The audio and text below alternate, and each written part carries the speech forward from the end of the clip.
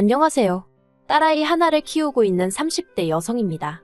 작년까지만 하더라도 남에게 피해 끼치지 않고 나름대로 떳떳하게 잘 살고 있다고 생각했는데 사이코 같은 남편 때문에 제 일상이 산산이 부서져 버렸네요. 말도 안 되는 헛소리를 해대는 남편 때문에 새벽녘까지 잠 못 이루는 날들도 많았어요. 그래도 아이 아빠라서 어떻게든 옆에 붙들어두고 정신 차리게 하려고 했는데 사람이 뭐에 씌인 건지 똥인지 된장인지 분간을 못하더라고요. 그나마 저 하나만 괴롭게 했다면 나는 없는 사람이다 생각하고 아이를 위해서 참고 견뎠을지도 모르겠습니다. 하지만 남편이 하는 짓거리를 보고 있으니 저런 아빠라면 애한테도 차라리 없는 게 낫겠다 싶어서 이혼을 결심했네요. 어려서부터 대학에 들어가기까지 저는 그런대로 풍족한 집안에서 자랐습니다. 어디 드라마에 나오는 재벌집 딸 마냥 기사 딸린 자동차를 타고 학교를 다니고 그런 것은 아니지만 그래도 물질적으로나 정서적으로나 부족함을 느껴본 적은 없어요. 그러다 제가 대학에 들어가고 얼마 지나지 않았을 때 친정어머니가 사고로 세상을 떠나셨고 그때부터 집안이 말 그대로 무너져 내렸습니다. 저희 부모님은 늘 금슬이 좋으셨기 때문에 친정아버지가 친정어머니의 죽음을 쉽게 받아들이지 못하셨거든요. 그래서 친정어머니가 떠나신 이후로 친정아버지는 술에 의지하는 날이 늘어만 갔지요. 그리고 저는 저대로 그런 친정아버지를 보고 있기도 괴롭고 그렇다고 제가 달리 할 수 있는 일도 없었기에 오로지 공부에만 매달리기 시작했어요. 남들은 인생에 한 번뿐인 대학 시절이라며 미팅부터 시작해서 산으로 들로 돌아다니기 바빴지만 저에게는 그저 사치에 불과했지요. 그렇게 4년이란 시간이 흘렀고 어느덧 제가 대학을 졸업하던 날이었습니다. 우수한 성적 때문인지 저는 교수님 추천으로 그 많은 졸업생들을 앞에 두고 강단에 서서 학교 대표로 연설까지 하게 되었는데 그 모습을 친정아버지께서 보고 엉엉 우시대요. 그리고 그날을 계기로 친정아버지는 다시 예전의 모습을 되찾기 위해 노력하시기 시작하셨어요. 이후로 10여 년의 시간 동안 저는 회사 내에서 승진에 승진을 거듭하며 인정을 받게 되었고 친정아버지는 재기에 성공하셨습니다. 두 사람 다 어느덧 안정세에 들어섰던 거지요. 그리고 하루는 친정아버지께서 먼저 저에게 이제 당신에 대한 책임감 같은 건 벗어던지고 제 인생을 찾으라는 거예요. 사실 친정아버지께 말한 적은 없지만 언젠가 제가 시집이라도 가면 친정아버지는 혼자 되실 거란 사실이 그게 늘 마음이 쓰였거든요. 그래서 결혼은 고사하고 연애는 생각해 본 적도 없었는데 친정아버지께서 이미 제 생각을 전부 눈치채고 계셨던 모양이 돼요. 그리고 얼마 후 아버지의 권유로 소개팅이라고 해야 할지 맞선이라고 해야 할지 아무튼 남자를 만나보게 되었어요. 아버지 지인의 친척의 아들이라나요. 시청에서 일하는 공무원으로 사람임 성실하고 우직하다는 얘기만 듣고 나간 자리였습니다. 솔직히 연애를 한 번도 해보지 않았던 저로서는 그런 자리가 많이 어색했어요. 그런데 남편 쪽에서 어떻게든 분위기를 재밌게 띄워보려고 노력하고 있다는 것 정도는 알겠더라고요. 그리고 돌이켜 생각해보면 이후로도 남편이 만남이라던가 연락이라던가 먼저 이끌어갔고 저는 따라가는 듯한 모습으로 연애를 했네요. 그러다 결혼 이야기가 나왔는데 친정아버지가 워낙에 남편을 마음에 들어 하셔서 그냥 결혼하는 게 당연히 맞다고 생각했던 것 같아요. 남편은 탄탄한 직장을 다니고 있기는 했지만 10년 차였음에도 불구하고 연봉이 4천 정도였어요. 전 7천 정도 받고 있었고요. 그리고 시부모님은 수도권에 거주하고 계셨는데 아버님은 작은 사무실에 다니셨고 어머님은 파트타임 일을 하시는 평범한 집안이었습니다. 반면에 경제적인 측면만 보자면 저희 친정아버지는 월에 1,000 정도는 벌고 계셨어요. 주말에는 친구분들과 골프도 치시고 여행도 다니셨고요. 하지만 여러 가지로 나은 조건에도 불구하고 제게 친정어머니가 안 계시단 이유로 친정아버지는 늘 제가 시부모님에게 미움을 사진 않을지 싫은 소리를 듣진 않을지 걱정을 많이 하셨어요. 그래서 결혼할 때도 한사코 괜찮다는 저를 만류하시고는 30평대 아파트를 해주셨지요. 그렇게 결혼을 하고 한동안은 여러 가지로 안정된 생활을 해나갔어요.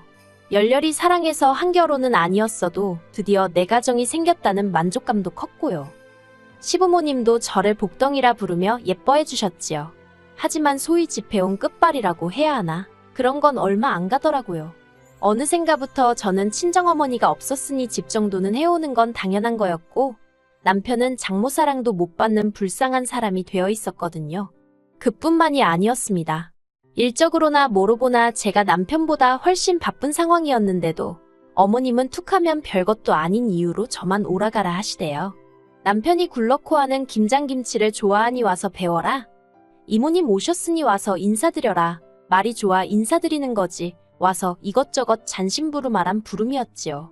그렇다 보니 이러려고 결혼한 건가 싶은 생각에 지치고 우울해지고 차라리 혼자 사는 게 낫지 않을까 하는 생각도 들대요. 그래도 친정아버지가 걱정하실까봐 차마 이혼은 엄두가 나질 않았어요. 그러다 결혼 생활 2년 만에 아이를 갖게 되었습니다.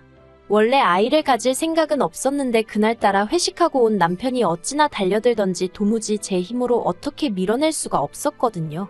그런데 그렇게 임신이 되었더라고요. 다른 여자들은 임신했다고 하면 좋아하고 기뻐하던데 저는 그런 감정보다는 제가 좋은 엄마가 될 수 있을지 걱정이 컸어요. 그래도 남편을 비롯해 양가의 임신 소식을 알리니 다들 제 예상보다 훨씬들 좋아하더라고요. 그래서 다시 한번 제 결혼 생활에 있어서 의지라고 해야 할지 마음을 다잡았네요. 그러다 작년이었어요. 친정아버지가 사업을 정리하시고 이후로 부쩍 적적해 하셔서 제가 자주 찾아뵙던 시기였지요. 친정아버지가 사업을 정리하신 이유는 언젠가부터 어려운 이웃들을 돕기 위한 사회활동을 해보고 싶으시다 하셨거든요. 이미 노후 준비도 다 되어 있으셨고 저도 저대로 제 밥벌이는 넘치게 하고 있었으니 아버지의 꿈을 응원해드리고 싶대요. 그래서 제가 조금 부추긴 면도 없잖아 있습니다. 그런데 막상 정리하고 나니까 어딘가 허전하다며 아쉬워하시길래 제가 틈틈이 찾아뵌 거예요. 그리고 그 시기에 남편은 한창 운동에 열을 올리고 있었습니다. 당시 바디 프로필이라고 해서 근육을 만들어서 사진을 찍는 게 유행이었는데 자기도 그걸 해야겠다면서요. 그래서 한 번 할 때마다 8만 원씩이나 내가면서 일주일에 3번씩 헬스장을 다니대요. 대충 계산해봐도 한 달에 100만 원은 우습게 깨지더군요. 하지만 제가 그렇게까지 해야겠냐고 하니까 자기가 돈만 벌어오는 기계냐면서 자기도 자기 좋은 것 좀 하고 살게 내버려두라고 말 그대로 생난리를 치는 거예요. 어처구니가 없어서 그래 마음대로 해라 하고 내버려뒀습니다. 솔직히 그것도 한두 달이지 하면 얼마나 하겠냐 싶었으니까요. 그런데 이게 웬걸. 하루는 남편이 할 이야기가 있다더니 공무원을 때려치고 헬스장을 해야겠답니다. 자기가 운동을 몇 달 해보니까 적성에 너무 잘 맞는다면서 자기도 자기 좋아하는 일을 업으로 삼고 싶다고요. 그렇지만 저는 남편이 안정적인 직장을 포기하겠다는 것도 걱정스러웠고 무엇보다 헬스장을 열 만한 여유가 없었거든요. 그래서 제가 현실적인 조건들을 조목조목 갖다 대며 안 될 것 같다고 했지요. 그랬더니 남편이 저더러 진지하게 생각해보지도 않고 무조건 안 된다고 하는 게 어딨냐면서 떼를 쓰는 거예요. 정말이지 가뜩이나 딸 하나 케어하는 것도 힘들어 죽겠는데 나이는 40씩이나 먹어가지고 헬스장을 차려달라는 남편을 보고 있자니 기도 안 차대요. 그러더니 급기야 남편이 미친 소리를 했습니다. 그날은 친정아버지 생신이라서 저와 남편 그리고 딸애까지 다 같이 모여 식사를 했는데요. 남편이 뜬금없이 저희 아버지더러 장인어른 많이 외로우시죠 하고 말을 꺼내는 거예요. 평소엔 생전 살가운 말 한마디 하지 않던 남편이라서 갑자기 왜 저러나 싶어 제가 남편을 쳐다봤습니다. 그런데 남편은 마치 준비라도 해온 듯이 저나 아버지의 반응에는 아랑곳하지 않고 계속해서 자기 할 말만 이어가더라고요. 남편이 장인어른 이참에 친구분들 많이 계신 곳으로 이사를 하면 어떠세요 하길래 제가 그게 어디냐고 어디 고향으로라도 내려가시라는 얘기냐고 물었습니다. 그러자 남편이 한다는 소리가 요새는 요양원도 잘 되어 있다대요 그러는 거예요. 순간 남편이 미쳤나 싶어서 요양원이 뭐 하는 덴지 몰라서 그러냐고 제가 화를 냈어요. 그랬더니 남편이 얼굴색 하나 안 변하고 자기가 왜 모르겠냐입니다. 그리고는 자기가 하는 일이 뭔지나 아냐면서 오히려 저한테 짜증을 내더라니까요. 친정아버지는 당황하신 얼굴로 요양원이란 단어를 몇 번 곱씹으시더니 내가 지금 거길 가야 할 필요가 있을까 하시는 거예요. 그리고는 슬픈 눈으로 허탈하신 듯 한숨을 푹 내쉬시는데 그 모습을 보는데 제 가슴이 정말 갈갈이 찢어지는 기분이었습니다. 저는 도무지 끓어오르는 화를 주체할 수가 없었기에 일단 아버지더러 대꾸해줄 가치도 없다고 신경 쓰지 마시라 했어요. 그리고는 남편더러 집에 가서 마저 이야기하자고 당장 따라 나오라고 했지요. 그렇게 집으로 돌아왔습니다. 제가 남편더러 도대체 무슨 생각으로 그런 소리를 한 거냐고 물었어요. 그러자 남편이 저더러 잘 들어보라면서 하는 말이 장인어른 은퇴하시고 제가 너무 그쪽에 시간도 많이 쏟고 신경도 많이 쓰고 그래서 어머님이 절 안 좋게 보신답니다. 그리고 아무리 제가 그렇게 해도 장인어른은 저 없을 땐 혼자이지 않냐면서 그러니 이참에 장인어른은 요양원에 모시재요. 그러면 요양원에 또래분들 많이 계시니 심심하지도 않으실 거고 제가 자주 들여다보지 않아도 될 거라나요. 그리고 장인어른 집을 팔아서 그걸로 헬스장을 차리면 될 것 같답니다. 자기가 부동산에 알아보니 장인어른 사시는 아파트가 거의 10억 가까이 가더라면서 그거면 번듯한 헬스장을 차릴 수 있고 그렇게 돈 벌어서 요양원비 내드리면 될 거 아니냐대요. 남편은 이 내용을 그동안 혼자 얼마나 이리저리 머리통을 굴려가며 생각을 했던 건지 제 반응은 신경도 안 쓰고 마치 외운 듯이 줄줄줄 읊어대더라고요. 그리고 그런 남편의 모습에 저는 정이 떨어지는 정도가 아니라 당장 어떻게 해버리고 싶을 정도로 치가 떨렸습니다. 제가 왜 우리 아빠 집을 팔아서 당신 헬스장을 차리냐고 미쳤냐고 소리를 질렀어요.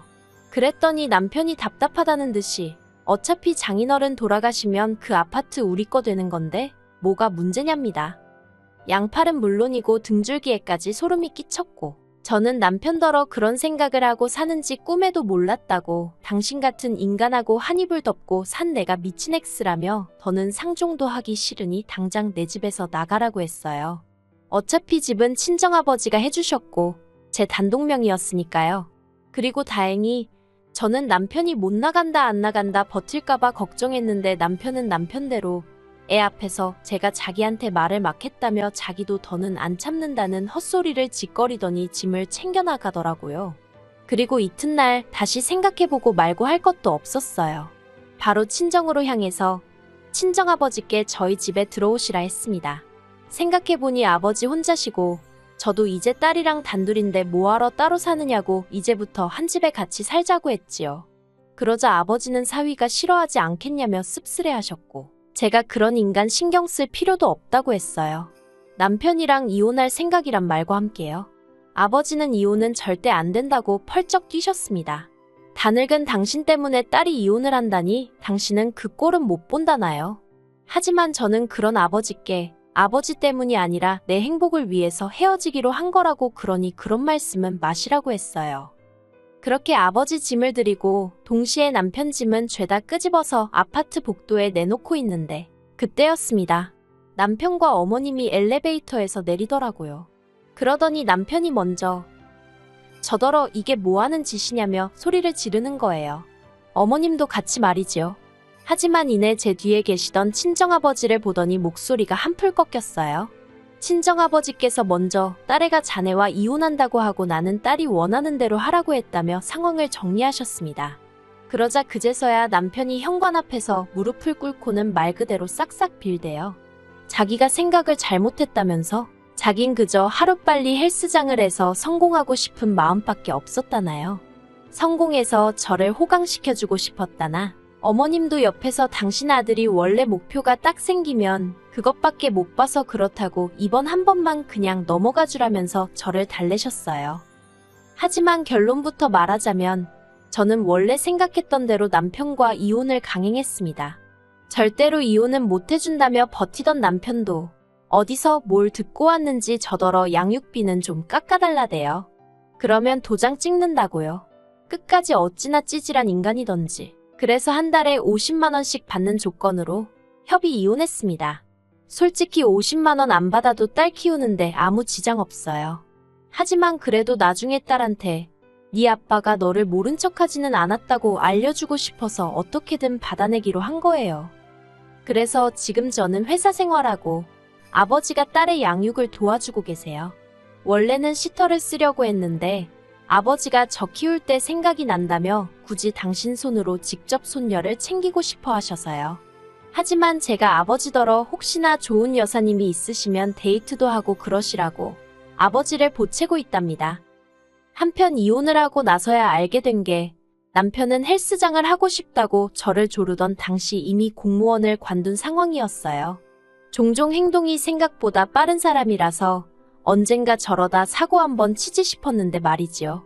그래놓고는 꼴에 자존심은 있어서 저한테 말은 안 하고 어머님한테 돈 받아다가 월급 행세를 했던 모양입니다. 정말이지 이혼하길 100번 1000번 잘한 것 같아요.